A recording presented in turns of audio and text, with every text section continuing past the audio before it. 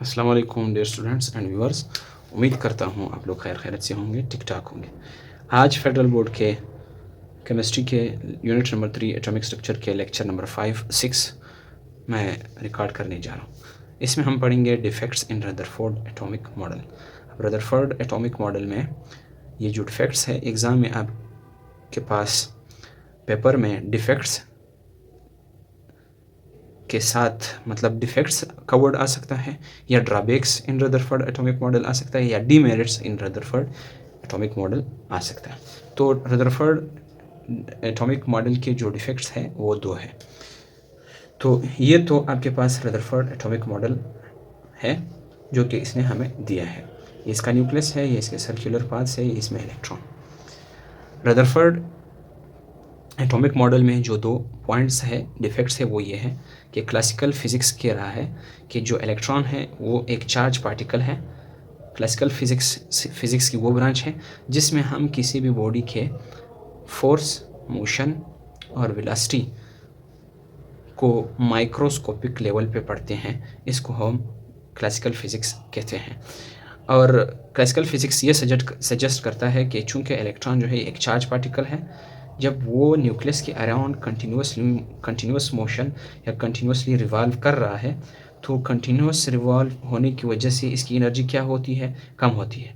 तो फिर वो हायर एल्टीट्यूड से लोअर एल्टीट्यूड पे आ जाता है। तो फॉर एग्जांपल इलेक्ट्रॉन इधर आ गया, फिर वो कंटिन्यूस मोशन कर रहा है, फिर आ रहा है, फिर इसकी एनर्जी मज़ीद क्या हो गई, कम हो गई। कम क्यों हो गई?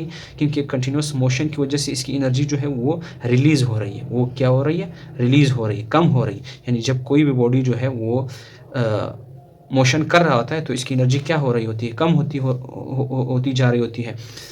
तो अब जो इलेक्ट्रॉन है ये हायर एल्टीट्यूड से लोअर एल्टीट्यूड पे आ गया, फिर ये कंटिन्यूस मोशन कर रहा है। तो कह रहा है कि मतलब एक वक्त आ जाएगा कि इसका इलेक्ट्रॉन जो है कहाँ फॉल करेगा, न्यूक्लियस में फॉल करेगा। अब जब इलेक्ट्रॉन इस रीजन से गुजर रहा है तो इसके पीछे वाला जो शेल है वो क्या हो रहा होता है, वो ख़त्म होता रहता है। ख़त्म होता रहता है तो एटम का जो शेप है या जो एटॉमिक स्ट्रक्चर है वो क्या हो जाता है, वो कोलैप्स हो जाता है। एक वक्त आ जाता है वो क्या हो जाता है, कोलैप्स। तो आज तक किसी एटम का तो स्ट्रक्चर क्या नहीं हुआ है, वो कोलैप्स नहीं हुआ है। सही है।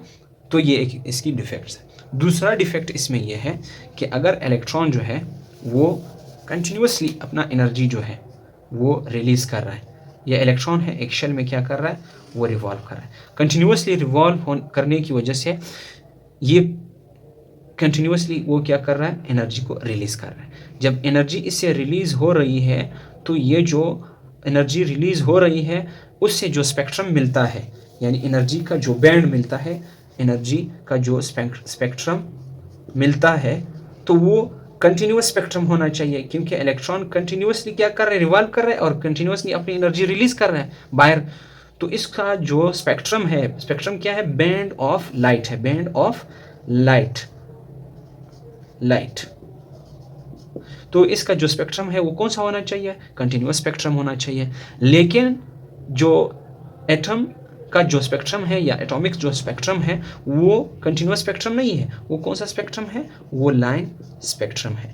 कौन सा स्पेक्ट्रम है, लाइन स्पेक्ट्रम।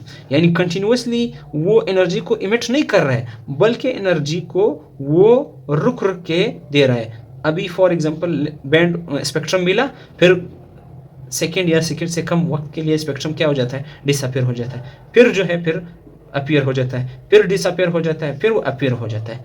कंटिन्यूस स्पेक्ट्रम फिर ऐसा स्पेक्ट्रम होता है जो कि जिसके बीच में गैप्स ना हो, जिसके बीच में क्या हो, गैप्स ना हो, बस कंटिन्यूसली आपको बैंड ऑफ लाइट मिलता जाए। लेकिन वो जो लाइन स्पेक्ट्रम है इसमें गैप होता है। मतलब आपको लाइट मिल गई, फिर इतनी गैप्स है, फिर लाइट आपको मिल जाती है, फिर गैप्स है। सही है। तो ये जो डिफेक्ट्स है, एक ये कि वो इलेक्ट्रॉन जो है वो अगर कंटिन्यूसली रिवॉल्व कर रहे हैं तो स्पेक्ट्रम कंटिन्यूस होना चाहिए, बजाय कंटिन्यूस के वो हमें लाइन स्पेक्ट्रम दे रहा है। तो ये इसकी डिफेक्ट है, ख़राबी है। और दूसरी जो ख़राबी है उसमें ये है कि आपके पास जो है जो एटम का जो स्ट्रक्चर है वो आज तक इस तरह कोलैप्स एटम हुआ नहीं है, और स्ट्रक्चर उसका क्या है, अपनी जगह पर बरकरार है। तो उम्मीद करता हूँ आप लोगों को ये लेक्चर समझ आ गया हो।